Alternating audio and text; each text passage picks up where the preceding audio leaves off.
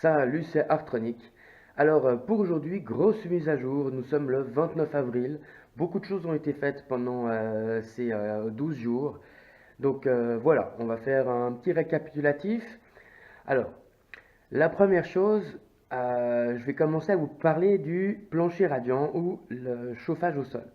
Donc, de manière hydraulique, c'est simplement vous tirez des tuyaux au sol sur un gabarit ou sur une aide, sur laquelle par-dessus, par la suite, vous coulez une dalle de béton. Donc, je vous montre un tout petit peu. Donc, ça, vous le saviez déjà ici, là. Comme vous pouvez le voir, donc ici, on a un support qui est en plastique, 10 mm. En fait, il y a 15 mm de Sagex. C'est pas un isolant qui représente une très très grosse épaisseur. Voilà. Ici, vous avez du 2 pouces de styroforme, du 1 pouce de styroforme, on le voit ici. C'est du polystyrène extrudé. Ici, donc, on a sur cette zone-là des parties qui justement nous permettent de faire les angles et de poser les tuyaux. Il y en a une petite différence, comme je l'ai déjà expliqué dans une vidéo, où sur cette partie-là, on a mis un autre type de revêtement qui fait la même épaisseur que celui d'en dessous, mais avec une surface isolée réfléchissante. Toutes les zones de chambre ici seront beaucoup plus solides que simplement si on le posait là-dessus, qui nous fait comme dans des zones comme ça, qui nous font comme simplement un sandwich. Donc c'est des zones qui sont beaucoup plus solides globalement. Et là, on arrive donc en fait sur ce qui a été fait. C'est quand même été un très gros travail qui pour finir a été fait en une seule journée. Donc on peut le voir ici, là. On a notre schéma qui est ici, qui était le schéma d'origine quand j'avais dessiné. Et malheureusement, j'ai fait une petite erreur dans ce schéma sur cette zone-là, qu'on retrouve ici.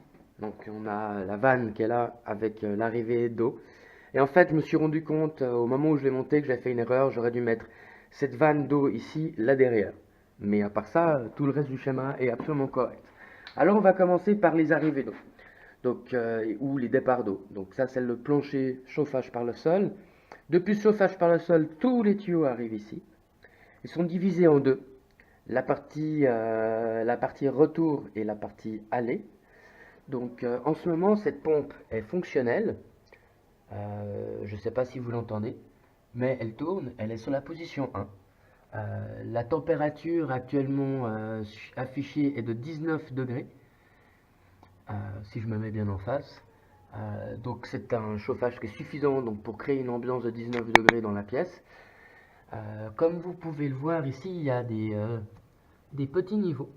Donc ces petits niveaux, avec cette vis qui est ici, qui se serre ou se dessert, on peut le modifier. Hein, simplement en serrant. Je peux régler la hauteur de mon niveau. Donc ici, là, pour l'instant, il y a absolument tout qui est ouvert, puisque je veux garder le maximum de circulation là-dedans. Donc, ce circuit-là passe par un tuyau d'eau froide et un tuyau, on va dire, d'eau chaude. Mais elle n'est pas tout à fait chaude parce que ici, on a un mitigeur. Donc, ce mitigeur est réglé à 24 degrés pour pas que j'aille plus de 24 degrés dans mon plancher chauffant. Donc, le mitigeur ici, on a notre source d'eau froide, d'eau chaude, pardon, qui est ici, où on voit que c'est marqué hot. Ici, on a un C pour le cool, et ici, on a notre sortie. Donc, on a un réglage à 24 degrés. Donc, ensuite, on remonte ici. Donc, ici, on a notre grosse vanne qui va sur la rentrée d'eau froide, ou le retour, on va l'appeler comme ça. C'est le retour qui est ici. Comme vous pouvez le voir ici, on a installé des bagues de jonction qui permettent de pouvoir changer toute la partie qui est ici dans le futur, simplement par un upgrade ou si d'un coup on a quelque chose de plus performant. Et la même chose ici. Puis je vais vous montrer maintenant le chauffage tout court. Donc ceci est un système basique avec un câble électrique. Je fais un chauffage électrique sans réservoir, qui est quand même quelque chose qui est direct. C'est-à-dire que je vais pouvoir modifier mes températures avec vraiment beaucoup de précision. Donc c'est quand même quelque chose qui est assez pratique, sans réservoir. Donc vu que mon eau chaude, qui est ce boiler que vous voyez ici, est directement raccordé avec sa propre électricité, donc j'ai l'électricité pour le chauffage, l'électricité pour le sanitaire. L'électricité pour le chauffage, ici on a notre sortie d'eau chaude. Comme je disais, on sort ici avec de l'eau chaude. L'eau chaude va là-dedans, elle arrive sur ma vanne principale de sortie d'eau chaude. Ce petit cap qui est là est l'arrivée d'eau sanitaire. C'est l'arrivée d'eau principale. Ici, on s'en va. Où est-ce qu'on s'en va? On s'en va vers l'eau froide. Hop, hop, hop, on rentre là-dedans, on arrive là, on arrive là. Avec un mélangeur qui est ici, qui me permet de pouvoir mettre du concentré de propylène glycol avec des préservants anti-corrosion. Donc évidemment, je rentre avec mon eau froide sur mon eau chaude pour que j'ai une eau tiède qui se mélange puis qui arrive dans mon circuit. Ici, dans cette zone-là, comme vous voyez, j'ai un raccord en T. Okay, donc j'ai la partie qui descend sur le chauffage de mon chauffage au sol et j'ai la partie qui monte pour mon chauffage de radiateur. Une vanne juste en entrée de la pompe d'eau chaude du chauffage. La même chose, donc une vanne, il y a une vanne en entrée dans l'eau chaude de mon chauffage au sol. Donc de manière à pouvoir isoler ma pompe, je peux fermer ici, je peux sortir ma pompe, remettre ma pompe. Donc on arrive ici donc sur le chauffage de radiateur. Donc on a la même chose, hein. Ici on voit qu'on est tout à fond, que tout est actuellement, il n'y a aucun débit dedans, parce que notre pompe qui est ici ne tourne pas. Elle fonctionne uniquement quand le chauffage est en route. Donc on a notre départ qui est là, on arrive, on va dans nos radiateurs qui sont raccordés ici. Donc l'exemple d'ici, on a directement nos radiateurs qui sont en dessus. Hein, on a mis des raccords, de nouveau des raccords qu'on puisse à chaque fois ôter. Si jamais un jour je veux changer les radiateurs, je n'ai qu'à dévisser les parties qui sont là et mettre un coude par exemple pour un changement momentané. C'est une partie qui est isolée.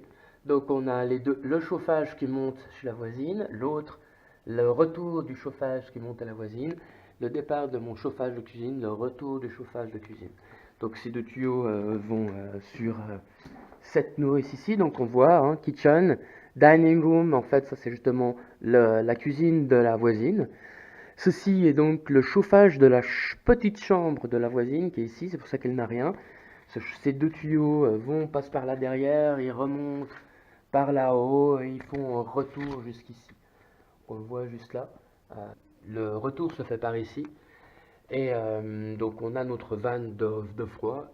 Et à cet endroit-là, il faut mettre le vase d'expansion et le buller. Alors il existe plusieurs raisons pour lesquelles le schéma qui est fourni avec le Hydra Solution n'est pas la bonne. Globalement, en fait, c'est à cause de la montée rapide à cause de la montée en pression due à la chaleur. Par contre, à cause de la dilatation de la chaleur, en fait, je profite justement des à-coups de la pompe et de la dilatation de la chaleur pour envoyer avec plus de rapidité de l'eau chaude dans mes circuits. C'est une des raisons pour lesquelles il est intéressant d'avoir le ballon au retour quand vous faites du chauffage. Quand vous faites du chauffage, vous avez besoin d'un tuyau qui ne laisse pas passer l'oxygène. Pourquoi? C'est parce que l'oxygène va vous bouffer simplement vos tuyaux, va tout vous bouffer là. C'est ce qui va faire en sorte que vos vieux radiateurs en fonte vont tout d'un coup percer. Et donc du coup, vous devez avoir ce qu'on appelle du tuyau sans oxygène. Donc ces tuyaux sans oxygène, c'est ce que je disais pour le chauffage au sol, ainsi que pour les chauffages au radiateur. Donc ce tuyau sans oxygène, il existe normalement une solution pour l'installer. Cette solution, ça s'appelle le Worksbow. Okay. Alors je vous la montre dans mon système de chauffage au sol. Donc il s'agit de petites bagues qui viennent se mettre directement dans les nourrices Upnor. Donc ça c'est la marque Upnor qui est ici, là, qui vient de l'Italie. Et en fait c'est des bagues qui ont des joints à l'intérieur qui permettent de se visser puis de faire une grosse étanchéité. Ensuite, après, là-dessus, on vient prendre ce qu'on appelle un écarteur de tuyau sur lequel on vient mettre cette bague en plastique, qui est un plastique à mémoire de forme. D'accord? Donc ce plastique à mémoire de forme, on l'écarte avec le tuyau, on l'enfile dans le tube qui est ici, qui a une espèce de gros, on va l'appeler une grosse lèvre de retour bien marquée. Et donc en fait, en se resserrant, en refroidissant, ça vient resserrer tout cet ensemble-là. C'est une espèce de gros caoutchouc. Très efficace, ça tient très très bien. C'est prévu pour le type de tuyau que j'ai, ainsi que pour le type de hoop nord qui est ici. Et vu que je partais en 3/4 pour le chauffage en radiateur et non pas en 1,5 comme il y a en bas, ils n'avaient pas ces raccords là. Donc du coup j'ai dû trouver une autre solution. Donc on a acheté des raccords de type beaucoup plus standard. Ceux-là ont un joint, un plateau, et le joint vient s'enfiler dans le tube qui descend depuis ici. Ensuite ici, comme vous le voyez, il y a deux bagues.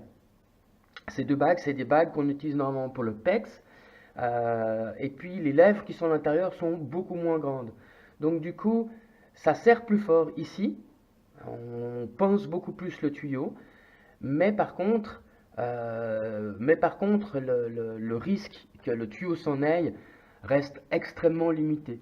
Là, j'ai fait un test. Malheureusement, j'ai pas pensé tout de suite au début que ça aurait été mieux avec deux bagues. Donc c'est mes seuls 3 ici qui sont mes seuls 6 pardon, les allers et les retours qui vont à un autre système que je vous montrerai après, qui ont qu'une seule bague. Le reste on en a partout deux ici, afin que tout le tuyau soit bien pincé. Petite contretemps au moment du montage, en fait ce qui se passe c'est que le pas de vis qui est ici sur celui de l'eau chaude comporte une gorge qui me laisse un espace, qui me laisse un petit espace, ce petit gap que vous voyez.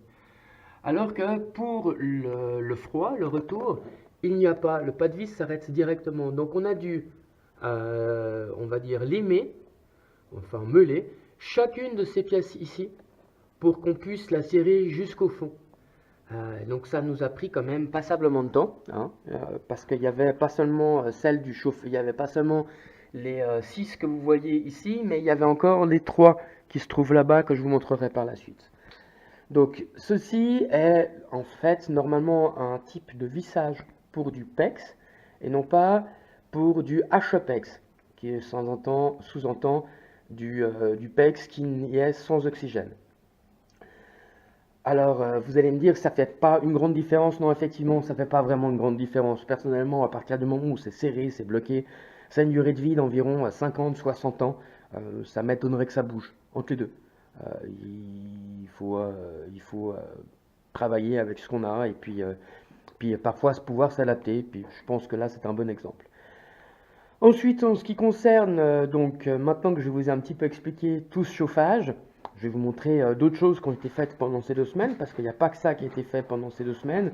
Il n'y avait pas que la préparation, donc on a préparé énormément de tuyaux, comme justement préparer ces tuyaux-là, leur faire tous les petits raccords qu'il fallait préparer par la suite, toutes ces choses-là qu'il fallait vraiment que tout soit prêt avec les bonnes longueurs pour pouvoir le faire en une journée, chose que nous avons réussi à faire en 14 heures, donc on arrive à commencer très tôt.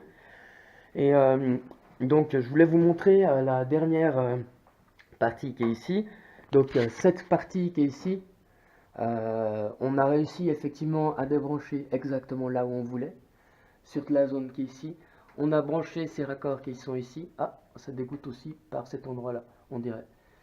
Mais pour faire simple, dans cette zone qui est ici, maintenant, en fait, on distribue entièrement le chauffage via les tuyaux qui étaient précédemment installés. Cette installation me permet par la suite de pouvoir aller alimenter les chauffages qui sont par là-bas, simplement en mettant des raccords sur cette zone qui est là, ou en changeant les tuyaux puis en allant alimenter. C'est une solution qui est, on va dire, qui est provisoire, mais qui est prévue pour durer. Alors voilà, ça c'est pour la partie chauffage intérieur, tout ce qu'on a fait il y a maintenant 1 semaine et demie. C'est terminé pour aujourd'hui, je vous dis à la prochaine et puis j'espère que cette vidéo vous a plu.